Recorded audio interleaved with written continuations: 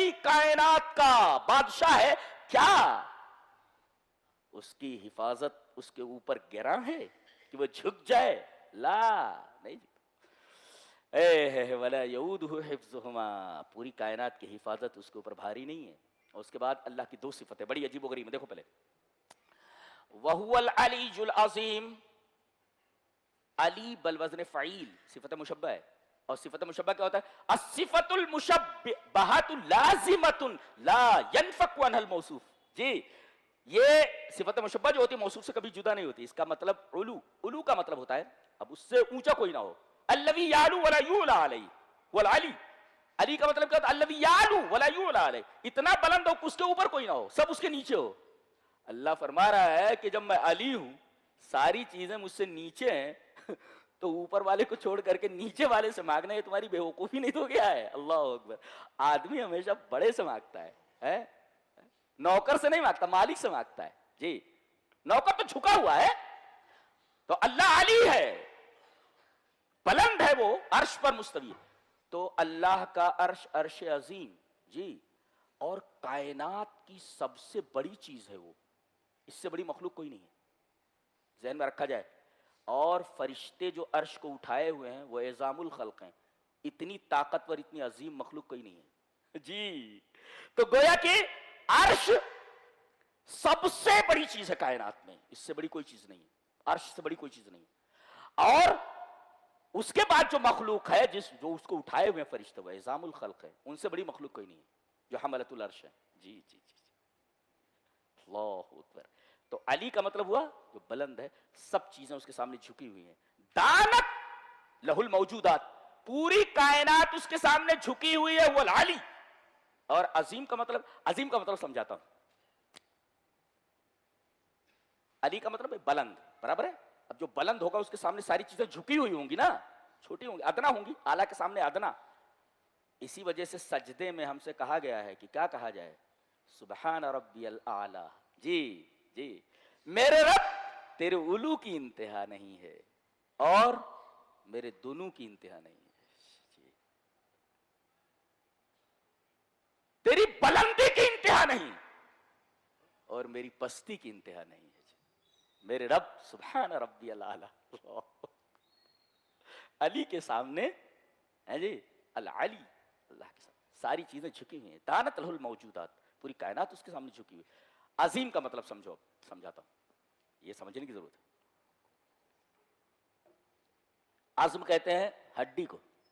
جی حضرت زکریا دعا کر رہے ہیں، کاف ہا یا عین صاد ذکر رحمت ربک عبدہ زکریا اذ نادى ربه نداء خفیا قال رب انی وہن العظم منی. میرے رب میری ہڈیاں کمزور ہو گئی. یہ دعا مانگتے رہو.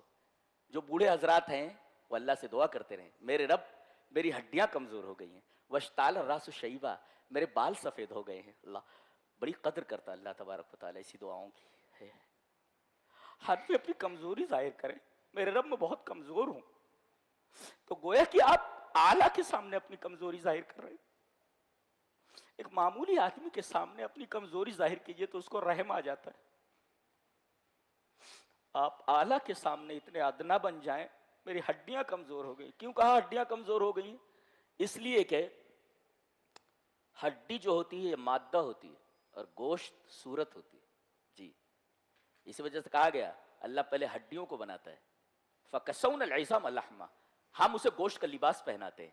اس کا مطلب ہڈی یہ بدن ہے اور چمڑا اور گوشت یہ اس کا کپڑا ہے، کیسا ہے. فَكَسَوْنَ الْعِظَامَ لَحْمًا، اور ہڈی ہی کے اوپر پورے بدن کا دار و مدار ہوتا ہے. ہڈی کمزور ہو جائے بدن کمزور ہو جاتا ہے. جی جی کہیں کی ہڈی کمزور ہو جائے، پیر کی ہڈی کمزور ہو جائے آپ نہیں چل سکتے. گردن کی ہڈی کمزور ہو جائے آپ گردن نہیں ہلا سکتے. ریڑھ کی ہڈی یہ کمزور ہو جائے آپ سیدھے کھڑے نہیں ہو سکتے، سیدھے جھک نہیں سکتے. گویا کہ پورے انسانی زندگی کا مدار اسی مادے کے اوپر ہے جس کو عظم کہا جاتا ہے، ہڈی.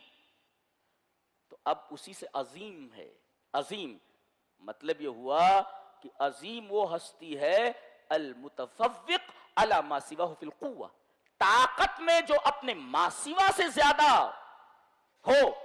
فوقیت رکھتا ہو، اس لیے کہ ہڈی جو ہوتی ہے پورے بدن میں سب سے مضبوط ہوتی ہے اور عزم سے عظیم ہے، تو گویا اللہ عظیم ہے، اپنے ماسوا سے قوت میں، طاقت میں، پاور میں سب سے اعلیٰ ہے، اس وجہ سے اسے عظیم کہا گیا۔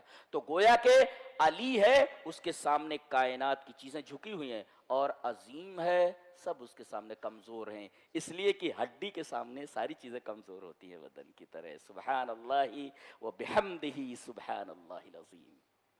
یہ ایک ہلکی سی تفسیر ہے، سرسری، ہم ابھی گہرائی میں نہیں گئے، گہرائی میں جائیں گے تو آپ کے سر کے اوپر سے جائے گی۔ جی جی، ابھی گھسے اس میں گہرائی میں، اب سمجھ میں نہیں آئے گا آپ کو، میں جس انداز سے مطالعہ کرتا ہوں، جہاں سے میں پڑھتا ہوں قرآن کی۔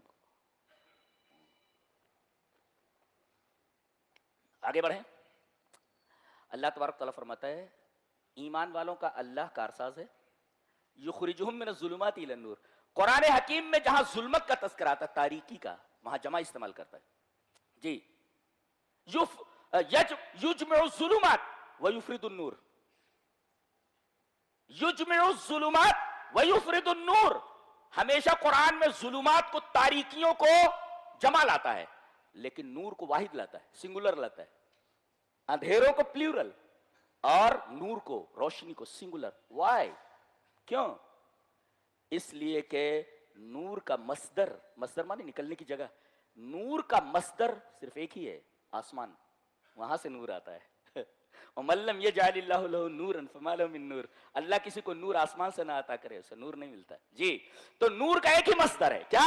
اللہ، وہیں سے آتا ہے نور، اور تاریکیاں شیطان کی طرف سے، اتباع الشیاطین کی طرف سے، نفس کی طرف سے، اس لیے مصادر متنوع ہے نا، مصادر متعدد ہے، اس کے مصادر کئی ہیں، لہذا اللہ تبارک و تعالیٰ کہہ رہا ہے کہ اندھیروں کے مصادر متنوع ہیں، متعدد ہے، اور نور کا مصدر صرف ایک ہی ہے، اس کے مصادر نہیں، ایک ہی جگہ سے آتا ہے، آسمان سے، اور یہ تاریکیاں ہیں یہ سب یہاں سے آتی ہیں، شیاطین کی طرف سے، نفس کی طرف سے۔ لہذا اگر آپ کو نور حاصل کرنا ہے تو اسی مصدر سے جڑو جو ظلمات سے نکال کر آپ کو روشنی کی طرف لاتا ہے۔ فہمتم؟ جی۔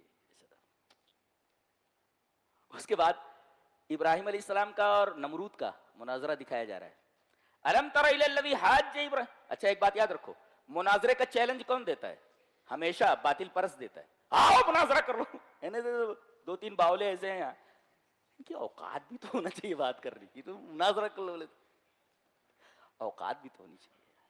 جی جی، ایک صاحب نے کہا کہ فلاں صاحب کہتے ہیں یہ صحیح ہے، فلاں صاحب کہتے ہیں وہ صحیح ہے، تو میں نے کہا تو فلاں صاحب سے آپ مناظرہ کر لیجیے۔ میں نے کہا فون رکھ، اس کی بات کر رہا ہے، اس کی اوقات ہے میرے سامنے بیٹھنے کی؟ پاگل کہیں۔ تو الم تر الی الذی حاج ابراہیم فی ربہ ان آتاہ اللہ الملک، مناظرے کا چیلنج دیا کس نے؟ نمرود نے۔ کیوں؟ ان آتاہ اللہ الملک، اللہ نے اسے ملک عطا کیا تھا۔ گویا کہ جو صاحب اقتدار ہوتے ہیں اکثر مذہب بیزار ہوتے ہیں، پیسہ آ جانے کے بعد آدمی ذرا دین سے ہٹ جاتا ہے، اور ملک جس کو مل جائے ویسے بھی مذہب بیزار ہو جاتا ہے۔ جی، اور مناظرے کا چیلنج کون کرتے ہیں؟ باطل پرست، اور دلیل کیسی دیتے ہیں؟ الٹی پلٹی۔ دیکھو آگے، کہنے لگے کون ہے تیرا رب؟ بولے ربی الذی یحیی و یمیت، میرا رب وہ ہے جو زندہ کرتا ہے اور مارتا ہے۔ اچھا، تو یہ کیا بولتا ہے؟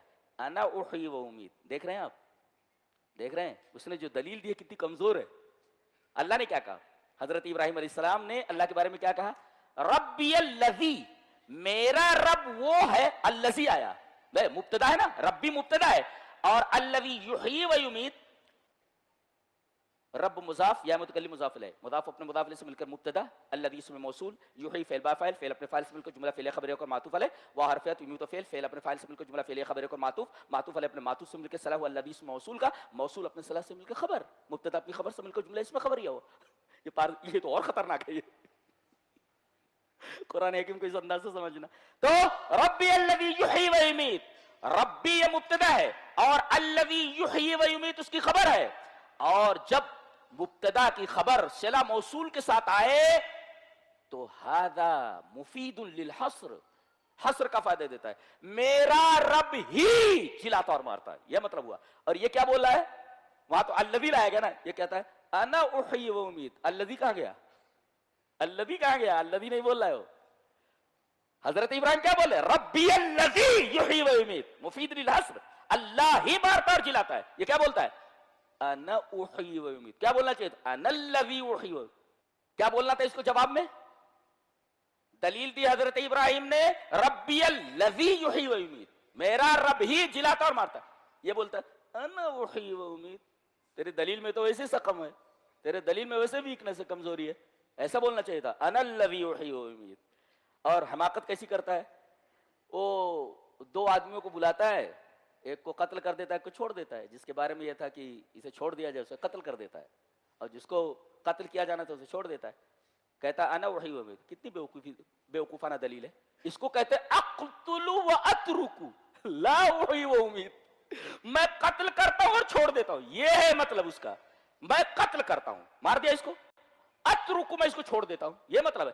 وحی و امید کیسے کہتا ہے؟ یہ مغالطہ ہے. یہ اس کو مغالطہ کہتے ہیں مناظر کی زبان میں. سفسطہ ہے یہ. دلیل میں سقم ہے، ویکنس ہے. اچھا، جو بہترین مناظر ہوتا ہے جسے حق کی تلاش ہوتی ہے وہ دلیل میں نہیں الجھتا. اگر سامنے والا غلط دلیل دے رہا ہے تو دلیل میں نہیں الجھتا، بلکہ آگے بڑھ جاتا ہے، دوسری دلیل پیش کرتا ہے. حضرت ابراہیم سمجھ گئے یہ جان بوجھ کر کے غلبری کر رہا ہے. یہ لوگوں کو یہ بتانا چاہتا ہے کہ یہ بھی مارتا اور جلاتا ہے. حضرت ابراہیم علیہ السلام اس کی اس بیوقوفانہ دلیل سے، سفیہانہ دلیل سے تعرض نہ کرتے ہوئے آگے بڑھتے، کہتے ہیں دوسری دلیل لے. میرا رب سورج کو مشرق سے نکالتا ہے مغرب میں ڈوبوتا ہے. جی تو ایسا کر، فاتی بہا من المغرب، اسے مغرب سے نکال دے، ایسا کر. یعنی تو مردے کو زندہ کیا کرے گا اور زندے کو مردہ کیا کرے گا تو؟ ارے تو جسم متحرک کو ذرا اس کا رخ بدل کر کے دکھا دے، جسم متحرک کے اندر تبدیلی کر کے بتا دے. سورج جسم متحرک ہے، جی اس کے اندر ذرا تبدیلی کر کے بتا دینا، جس میں متحرک کی حرکت میں تبدیلی کر کے بتا دے. تم مارے گا اور جلائے گا کیا؟ ارے تو جس میں متحرک کی رفتار میں اور جس میں متحرک کی حرکت میں تبدیلی کر کے بتا. حرکت کیسے کرتا ہے وہ؟ مشرق سے مغرب کی طرف. تو یہ جسم متحرک ہے، جس میں متحرک کی حرکت کو تبدیل کر کے بتا، مغرب سے مشرق کی طرف نکال دے. تو زندہ کو مردہ، مردہ کو زندہ کیا کرے گا؟ تو جس میں متحرک کی حرکت کو ذات تبدیل کر کے بتا دے. موونگ سبسٹینس اگر ہو، موونگ شے ہو اگر کوئی، تو اس کی موو کو ذرا بدل کر کے دکھا، چینج کر کے. جی ہمارے اور جلائے گا، چینج کر کے بتا اس کی حرکت کو. فبویت الذی کفر. کہتے ہیں کہ کافر یہ جو ہے یہ مبہوت رہ گیا. کیوں؟ وہ بول سکتا تھا نا کہ میں ہی ہوں جو مشرق سے نکالتا ہوں مغرب میں ڈبوتا ہوں. تو اپنے رب سے بول. حضرت ابراہیم کے بارے میں اسے معلوم تھا کہ اگر میں یہ بولوں گا تو ڈائریکٹ مغرب سے سورج نکل آئے گا. جی مغرب سے سورج نکل آئے گا. یہ بیوقوفی نہیں کر سکتا تھا.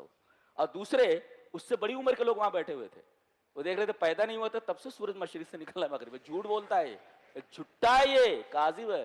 تو کاذب، جھوٹا ہے تو تیری پیدائش جمعہ 8 دن کا ہے ہمارے سامنے. تو بولتا ہے مشرق سے مغرب میں. بیوقوف کہیں کا. تو یہ مناظرہ ہے جناب علی.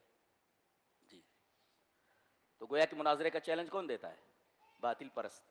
اور اپنی باطل پرستی کی تائید میں دلیل کیسی دیتا ہے؟ جس کے اندر دنیا بھر کے اسقام ہوں، دنیا بھر کی ویکنسز ہوں. جی اس کے بعد ایک اور واقعہ بیان کیا جا رہا ہے. یہ احیاء، اللہ حی ہے نا، اب وہی زندہ کرتا ہے. جی خود زندہ ہے اور مارتا اور جلاتا وہی ہے. لہذا زندگی اور موت کے اوپر 3 دلیلیں دی گئی ہیں، 3 واقعات بیان کیے گئے. یہ پہلا واقعہ ہے زندگی اور موت کا. دوسرا واقعہ بیان کیا جا رہا ہے او کالذی مر علی قریۃ وہی خاویۃ علی عروشہا. ایک صاحب تھے جن کے بارے میں یہ ہے کہ شاید عزیر علیہ السلام تھے، لیکن میرے نزدیک حزقیال تھے، حزقیل علیہ السلام تھے. اور بعض لوگوں نے کہا کافر تھا یہ. تفسیر سعدی میں امام سعدی شیخ نے جو ہے کہا کہ یہ کافر تھا. جی لیکن وہ صحیح نہیں ہے، ضعیف قول ہے وہ. اور مجاہد کے اس قول کی تردید کی گئی ہے، صحیح نہیں ہے. بہرحال قریہ کسے کہتے ہیں؟ قریہ جیسے